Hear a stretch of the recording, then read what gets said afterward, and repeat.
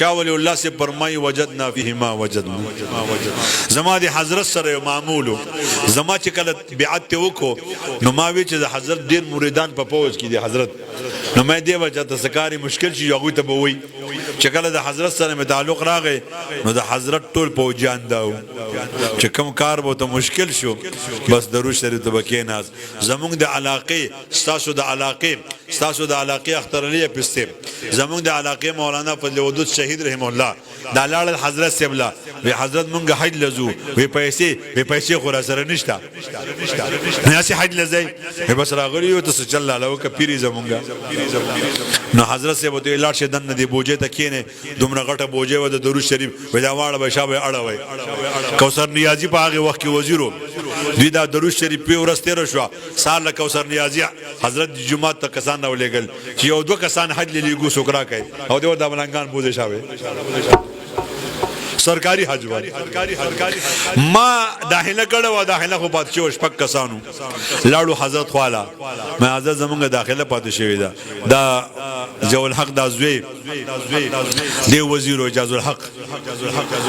نو حضرت ماته 50 زره درود شریف وای مونږ ډیره خدا ماته لګ ډیر وی خبره مې د خلینو وخت ډیر کراته ما دې دا ډیر نه دی وته یو لاک بیري وای ما مطلب دی بلو او بل مطلب واغز بس هغه درود شریف ته مونږ خطو لاړو اجازه الحق بس هغه زه روزه چې تیر شي بیا ما بس راځي چې روزه تیر شي مونږ لاړو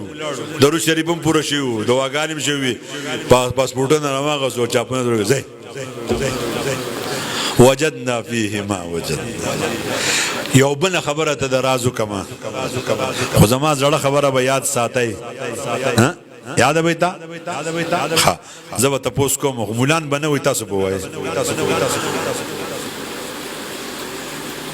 یو ډېر لوی امام دی امام جعفر صادق رحمت الله علیه یو سړی ورل راغی وی حضرت د فتنو زمانی دی په دې کې وسړی څنګه بچ کیږي هغه ورته وی د نیکانو پاکانو پړل کې د اهل سنت والجماعت پړل کې ځان شمار کا هغه سره مرګتیا وکا نو د ورته وی حضرت کوس ارسړی و چې زما لړل اهل سنت والجماعت بیا بس کومه مونږ ځان ته اهل سنت والجماعت وایو خو بریلیانو ځان ته سنت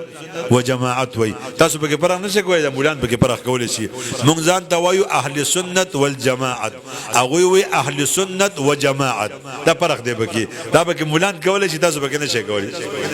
نو کو ارسړی وی زما د کټ په شملي خوګی دي بیا وسړی سکی مثال د لاوره اړې دی سامان د راغسته دی بچی د سره دی ارسړی دی دن ترکاږي زما गाड़ी درازه بیا وسړی سکی ما ته د شي نه خوخه چې زه او په جنم چې دا نه په چا کې وا د اهل سنت والجماعت ولدي نو حضرت فرمایل من علامات اهل السنت والجماعه فيهم كثرة الصلاة على النبي صلى الله عليه وسلم پکم ډل کی پکم کور کی پکم جماعت کی پکم وطن کی چتا په هغه خلکو کې په پیغمبر صلی الله علیه وسلم ډیر درود لوستل ولیدل ته په دې پوښه چې دا ډله د اهل سنت والجماعت پیر په ارسړی نیول لازم دی بغیر د پیر نه کار نه کیږي وسته د پیر په طلب کې ګرځي نه مومن بیا به سکای بس درود شریف شروع کا درود شریف وای وای وای وای یو ورځ به دا درود شریف یو نیک پیر ترسي کونی نو دا درود شریف د پیر نعم البدل